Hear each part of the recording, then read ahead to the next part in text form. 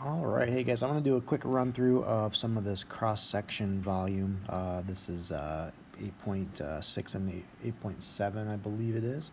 And we have these different bounded regions, and then we're visualizing either like cross-sections that are squares, semicircles, triangles, that kind of thing. Okay, so let's take a look. This one, the situation, this was from the Skill Builder worksheet number 2. The area or the region was basically a circle centered at the origin with a radius of 3. Okay, so we did have to know a little bit about the equation of that. So the equation of a circle centered at centered at the region origin with a radius of 3. The equation of that's going to be x squared plus y squared equals 9. Okay, so just looking at the graph and whatnot so we can get some of this stuff set up. X squared plus y squared equals 9 is the full circle. Now generally we don't want an implicit equation like that. We want to just y equals something or just x equals something. So if we did a little bit of algebra, we could solve this for y by subtracting x squared over and then taking the square root. So the circle equation could be thought of as y equals, so two pieces, the plus and minus. So the square root of 9 minus x squared we see in green there, and then the negative square root of 9 minus x squared would be the blue part. And combining those together, of course, would give us the whole circle. Okay, so to get these cross sections set up, we do need to take into account, are we talking about being perpendicular to the x-axis or y-axis? So which way will the cross sections go? This one did mention in the stem of the problem we're perpendicular to the x-axis. So you see in yellow there, I drew kind of a cross section, just a sample one, perpendicular to the x-axis, so it's running vertically, and that's going to help us determine which way we subtract these things. So we will do the top minus bottom. In some cases, if it were perpendicular to the y-axis, we would need to do the right side minus the left side, and we would have to have solved the equations for x instead. Okay, but anyways, in red here we see the work. The top function is the positive square root of 9 minus x squared.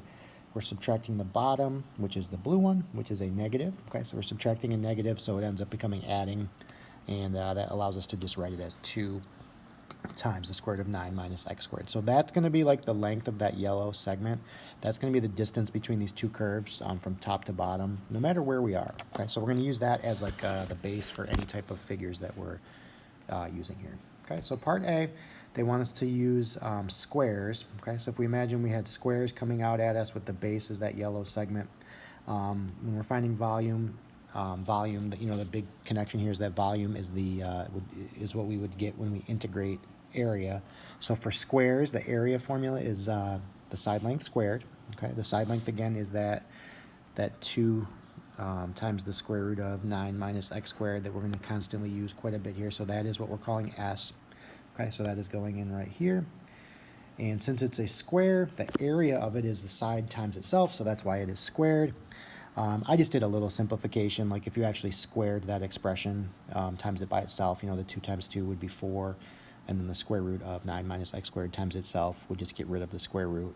But you don't have to necessarily do that if we're just going to throw it in a calculator anyways. But it would end up becoming then, to get the volume, we do need to recognize again this interval or this region starts when x is negative 3, it goes to positive 3, so those are the limits on the integral as we see. And then it's just integrating that area function. Okay, again, I chose to bring the 4 out front and then integrate using the power rule.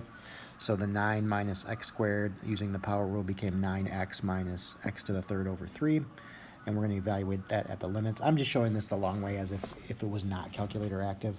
And then substituting in the upper limit of 3 first and subtracting what we get when we plug in the lower limit, so some stuff from previous units. This one should simplify to 144. Okay, part B, we were using semicircles. Okay, so with semicircles, again, that yellow segment, that's going to be like the diameter of a semicircle, and a picture of a semicircle coming out at you. So don't forget with semicircles, the area formula is 1/2, because it's a half a circle, right? 1/2 pi r squared. But also the radius needs to be half of what we were calling s. So dividing it by 2 basically made that 2 multiple go away. So the radius would just be 9 minus x squared. And again, that is because we're talking about, half of this. So maybe from there to there, that would be the radius. So that's why it's the original s that we found over 2. That's how I got this value of r right here. Okay. And then area for a semicircle again is 1/2 pi r squared. So it's 1/2 pi, and then plugging in what we just had as r. And then that does get squared. So it is going to remove, it's going to undo, you know, the square root there. So the area function is just 1/2 pi times 9 minus x squared. And then when we take the integral of that, we will get volume. So the 1/2 pi, I just brought that out front as a constant, okay? And just basically brought the function, the area, the rest of the area function after the integral. And that one I just threw in the calculator and got around 56.549. Okay, part C, now we're doing volume, but if we were using rectangular cross sections. So again, that side length, okay, from part A, from before we even started, that's going to be the side length. But with rectangles, they'll give you some sort of information about the height, okay? And in this particular one, they're telling us the height is just twice the base width, okay? So it's just going to be 2 times that same thing, okay? And again, I just multiplied the 2 times 2 to get a 4 times the square root of 9 minus x squared. Okay, so we will be taking the integral of that area formula, and with this one, I just kind of left it as the area, again, is the length times the height. So we see right here is the length from the very beginning of the problem, and then the height function right there, okay? And you could do some simplifying. As you see, I did multiply the 2 times the 4 to become 8, and then the square root of 9 minus x squared times the other square root of 9 minus x squared does make the square root go away. So that's just some optional simplifying and makes it a little easier to enter into the calculator. And again, we can bring the constant multiplier, the 8, can come out front of the integral. And then we're integrating from -3 to 3 of 9 minus x squared dx. And that one should give you 288. Okay. And then the last couple with using triangles. Okay, so this one with the equilateral triangle. So this one we got to think about, you see in blue there, I tried to just draw an equilateral triangle, and the base of it is going to be that same S value that we've used throughout this whole situation, okay? Area for a triangle, though, is 1/2 base times height, okay? So what I like to do, think about if the triangle is equilateral, okay, we know it's all the sides are the same, but also all the angles are the same. So in that bottom right corner, we have a 60-degree angle. So what I did, you see I highlighted in pink there, kind of the right half of this equilateral triangle, so that we can try and figure out what the height is. And the connection is that when I go over to this right part of the triangle, that base along the bottom now is half of the original base. Okay, so instead of being 2 times the square root of 9 minus x squared, that 2 just is gone. We divided by 2. Okay, and then the right angle is now in the left corner there, and we still have the 60-degree angle there. Okay, so we do need to understand the relationship here in 30, 60, 90 triangles. Okay, is that if you have a 60, a 30, okay, that whatever this short leg is right here, okay, the other leg, the longer of the 2 legs, will be that number times the square root of 3. Okay, and just in case we ever needed it, the hypotenuse would always end up being twice as long as the short leg. So for us, we know that the height, which I need right here, is going to be this shorter leg times the square root of 3. So that's where that's coming from. It's just from the special right triangles. You know, you can kind of see the square root of 3 over 2 and the 1/2's in there, like all those unit circle values kind of are coming into play with these ratios and whatnot. But anyways, the area of the equilateral triangle, again, area of a triangle is 1/2 base, okay, which, oops, where's my highlighter here? Base, okay, that was the original side length given, and then this is the height that we just found using the special right triangle. Okay, and I did simplify a few things here as well. The 1/2 times the 2 kind of cancel each other out, so we just have the square root of 3 left. And then again, multiplying the 2 square roots just becomes 9 minus x squared. So this is a simplified version of the area. The square root of 3, again, being a constant, can be brought out front. And the volume from our calculator of that square root of 3 times that integral should be around 62.354.